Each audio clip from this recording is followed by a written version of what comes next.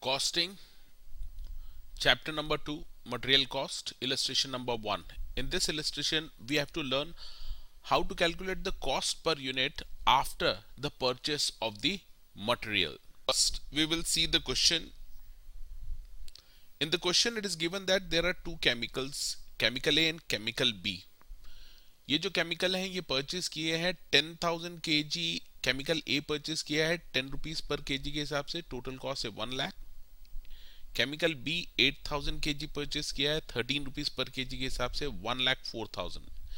Central sales tax पे किया है इस परचेज पे 20,400 and the railway freight charges वो पे किया है 3,840। टोटल कॉस्ट आ रही है 2,28,240।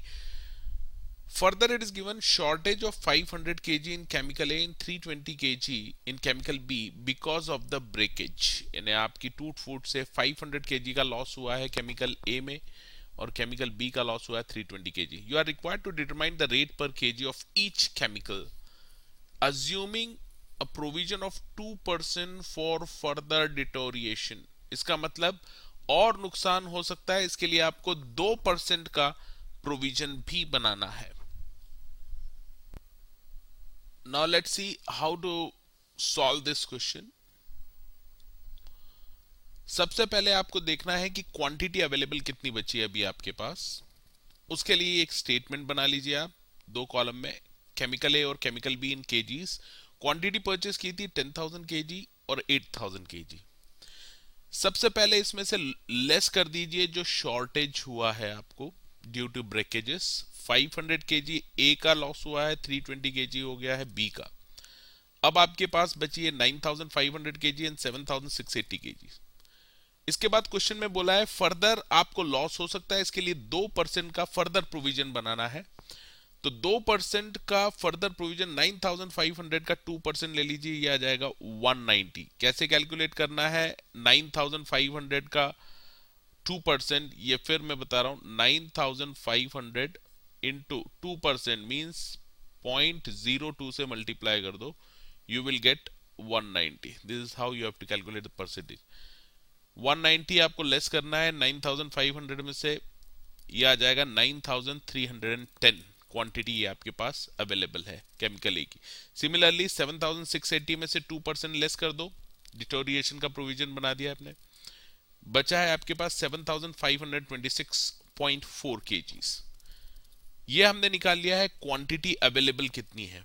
After this we have to calculate the total cost. Chemical A chemical B दो कॉलम बना लो। परचेस प्राइस थी 1,04,000। 10% सेल्स टैक्स इसमें ऐड करना पड़ेगा, आपने पे किया है। तो 10%, 1 लाख का 10%, again very simple, 1 lakh into 0.10, you will get 10,000. Similarly chemical B 1,04,000 का 10% सेल्स टैक्स आ जाएगा 10,400, ये ऐड कर दिया।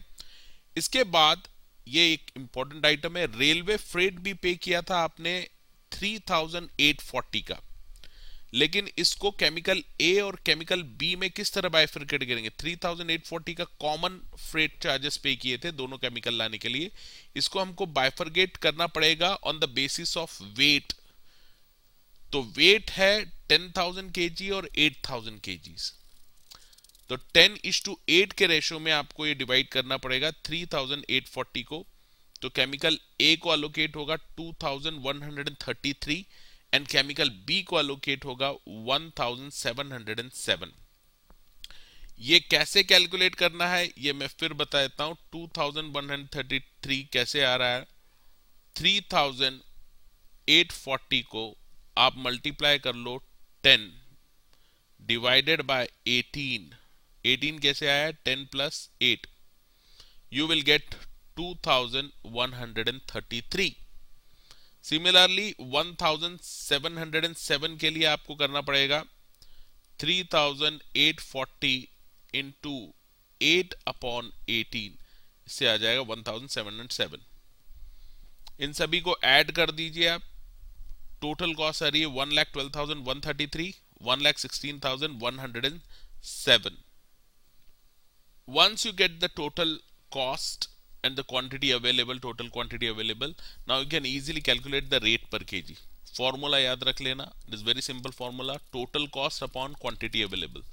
केमिकल ए का हमने देखा टोटल कॉस्ट आ रहा है 1,12,133 डिवाइड बाय क्वांटिटी अवेलेबल है 9,310.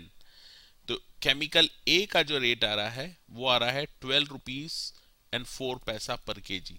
सिमिलरली केमिकल बी का टोटल कॉस्ट है 1,16,107 divided by quantity available 7,526.4 kgs. Chemical B का रेट आ जाएगा 15.43 रुपीज पर केजी.